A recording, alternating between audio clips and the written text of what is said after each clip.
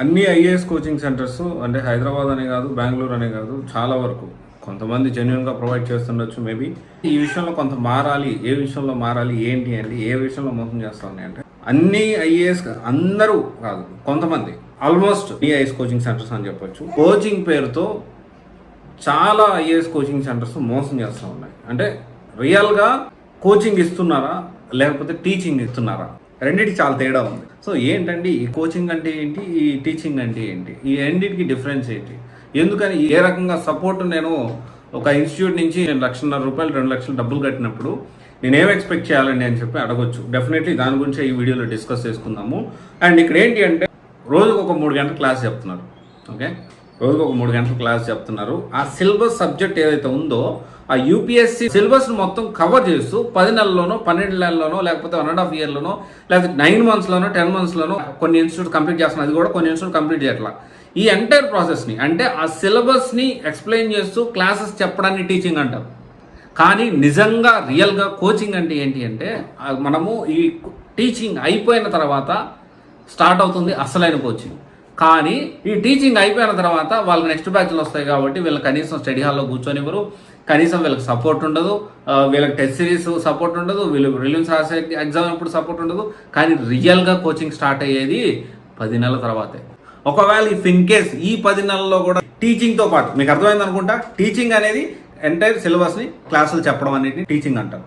Coaching అంటే ఏంటి అంటే టెస్ట్ సిరీస్, వీళ్ళు ప్రిలిమ్స్ ఎగ్జామ్ ఎలా రాయాలి, న్యూస్ పేపర్ ఎలా చదవాలి, అండ్ ఆల్సో నోట్స్ ఎలా ప్రిపేర్ చేసుకోవాలి, ప్రిపేర్ చేసుకున్న నోట్స్ ఎలా రివిజన్ చేసుకోవాలి, ప్రిలిమ్స్కి ఎలా ప్రిపేర్ అవ్వాలి, ఎలా సన్నద్ధం అవ్వాలి, దాని టైం మేనేజ్మెంట్ ఎలా చేయాలి, ఆన్సర్ రైటింగ్ ఎలా చేయాలి, ఆన్సర్ రైటింగ్ ఏ విధంగా ప్రాక్టీస్ చేసుకోవాలి, ప్రాక్టీస్ చేసుకున్న తర్వాత కరెక్షన్ చేసే వాళ్ళు ఎవరు, దాని తర్వాత ప్రతి ఎగ్జామ్ ప్రిపేర్ అవుతూ ఉంటాం. ఇంటర్వ్యూ పాయింట్ ఆఫ్ వ్యూలో ఎలా ప్రిపేర్ అవ్వాలి, ఆప్షనల్ పాయింట్ ఆఫ్ వ్యూలో ఎలా మనం ప్రిపేర్ అవుతా రావాలి, ఒక మైండ్ సెట్ ఎలా ఉండాలి, ఎలా డెవలప్ చేసుకోవాలి, వీళ్ళ దగ్గర ఉండి వాళ్ళకి ఇదంతా కోచింగ్ అంటే ఇది రియల్గా. ఇది చాలామంది ఇవన్నీ చెప్తున్నారే కానీ ఈ కోచింగ్ మేము ఇస్తాం, అది ఇస్తాం, ఇది ఇస్తాం, మీకు బిడ్ బ్యాంక్ ఇస్తాం, అది ఇస్తామని వన్స్ వీళ్ళు చెప్పేది బేసిక్ ఏంటి అంటే, ఈ టీచింగ్లో క్లాసులు చెప్తున్నారు, ఆ క్లాసులో కొంతమంది సగం ఎగరగొడుతున్నారు, క్లాసులు పూర్తి చెప్పట్లేదు. కోచింగ్ అనేది స్టార్ట్ అయ్యేసరికి ఇంకొక బ్యాచ్ చేస్తారు, కనీసం వీళ్ళు స్టడీ హాల్లో కూర్చొనియరు, లైబ్రరీలో కూర్చొనియరు, డౌట్లు వస్తే చెప్పేవారు తొందరగా రెస్పాండ్ గారు. ఎందుకంటే బ్యాచ్ అయిపోయింది కదా, 10 months అయిపోయింది.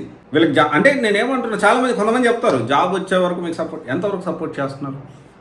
సపోర్ట్ అంటే వాళ్ళు జాబ్ వచ్చే వరకు ప్రతి సంవత్సరం టాప్ ఇన్స్టిట్యూట్స్ హైదరాబాద్లో చూసుకుంటే దాదాపు లాస్ట్ ఇయర్ తగ్గింది అనుకుంటా, అంతకుముందే జనరల్గా 1500 నుంచి 1800 మంది ఒక ఇన్స్టిట్యూట్ టాప్ ఇన్స్టిట్యూట్లో జాయిన్ అవుతారు. యావరేజ్గా 1,00,000 తీసుకున్నా కొన్ని కోట్లు సంపాదిస్తూ ఉన్నారు, కొన్ని కోట్లు సంపాదిస్తూ ఉన్నారు. ఒక్కసారి బ్యాచ్ అయిపోయిందంటే, వీళ్ళ సిలబస్ అయిపోయిందంటే వీళ్ళకి మాకు సంబంధం లేదన్నట్టు బిహేవ్ చేస్తూ ఉన్నారు. సో నేనేం చెప్పదలుచుకున్నానంటే, చాలా ఐఏఎస్ కోచింగ్ సెంటర్స్ ఇదే విషయంలో ఉన్నాయి.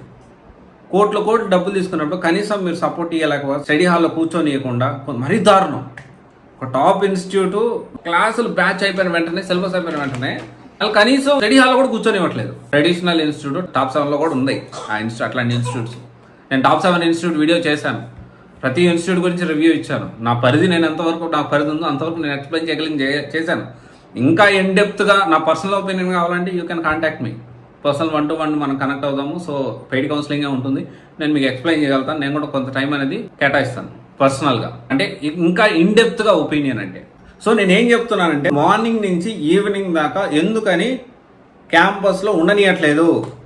24/7 యూపీఎస్సీ ఎగ్జామ్ క్లియర్ చేయాలి అంటే, నేను చాలామంది ఇంటర్వ్యూ క్యాండిడేట్స్తో మాట్లాడాను అక్కడ యూపీఎస్సీ భవన్ దగ్గర. అంటే ఈ ఇంటర్వ్యూ క్యాండిడేట్స్ అంటే దాదాపు కొన్ని లక్షల మంది దాటుకొని 3:1 రేషియోలో ఇంటర్వ్యూ దాకా వస్తారు. అంటే ఒక జాబ్కి ఇంటర్వ్యూ వరకు వచ్చి మెయిన్స్ క్లియర్ చేసి ఇంటర్వ్యూ వచ్చేసరికి 3 మెంబర్స్ని సెలెక్ట్ చేస్తారు. ఆ ముగ్గురులో ఒకరికి ఖచ్చితంగా సర్వీస్ వస్తుంది. వాళ్ళ మైండ్ సెట్ ఎలా ఉంటుంది ఏంటి అని తెలుసుకోవడానికి చాలాసార్లు వెళ్ళి యూపీఎస్సీ భవన్ దగ్గర పడిగాపులు కలిసి చాలా మందితో మాట్లాడారు. ఎందుకంటే బికాస్ ఆఫ్ నాలెడ్జ్, వాళ్ళ దగ్గర చాలా నాలెడ్జ్ మనం గెయిన్ చేయొచ్చు. సో ఇది ఒక తపస్సు లాంటిదేగా. అంత తపస్సులాగా చేయాలి అంటే ఆ ఎన్వైరన్మెంట్ క్రియేట్ చేయగలగాలి.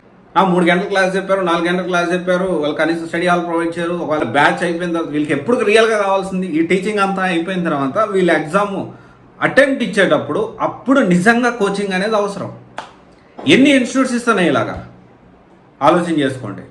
ఎందుకంటే డబ్బులు తక్కువ తీసుకోవట్లేదు, కోట్లే తీసుకుంటున్నారు, లక్షలు తీసుకుంటున్నారు. ఒక సాఫ్ట్వేర్ కోచింగ్ సెంటర్లో ఒక 30,000 ఒక 40,000 కట్టినాక జాబ్ రాకపోతే ఎందుకు జాబ్ రాలేదని కొంచెం గట్టిగా అడిగే పరిస్థితులు ఉన్నాయి ఇప్పుడు. మరి 1-2 లక్షలు ఖర్చు పెట్టి ఇక్కడ జాబ్ గురించి అడగట్లేదు, సర్వీస్ కరెక్ట్గా ఎందుకు ఇవ్వలేరు అని క్వశ్చన్ చేయడానికి నోరు రాదు. లాస్ట్లో ఏదో కోపంతో ఫ్రస్ట్రేట్ అయిపోయి ఒక గూగుల్ రివ్యూ ఇచ్చేస్తారు. దానిపైన మీరు ఇచ్చిన గూగుల్ రివ్యూకి వీళ్ళు వచ్చేసి ఇంకొక పెయిడ్ రివ్యూస్ ఇంకొక 20-30 కోట్లు సంపాదించారు కదా. ఆల్ ఓవర్ ఇండియా నుంచి ఒక 20 రివ్యూస్ పాజిటివ్ రివ్యూస్ ఇప్పించేస్తారు. అయిపోయింది కథ అంతటితో. పోయిన మన టైము, పోయిన మన మనీ, మన కెరియరు ఏది వెనక్కి రాదు.